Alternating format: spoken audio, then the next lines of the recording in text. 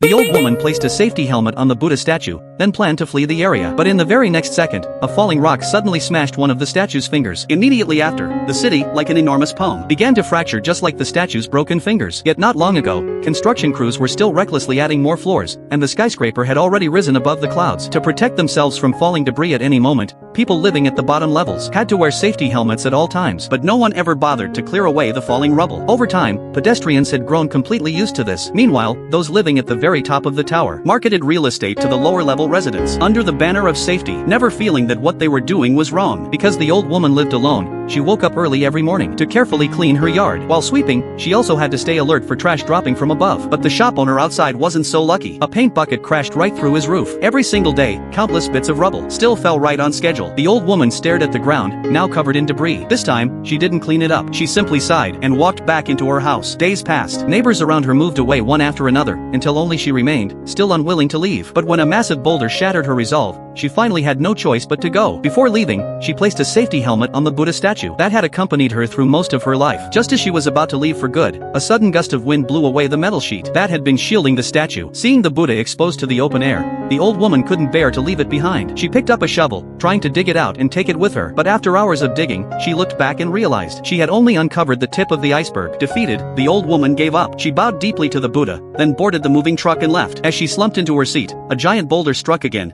breaking off the Buddha's finger. The towering building began to topple to one side, collapsing straight down. But the moving truck she was in just happened to stop right at the breaking point, allowing her to narrowly escape. Whether it was the Buddha's blessing or her deep attachment to her home, she survived the disaster.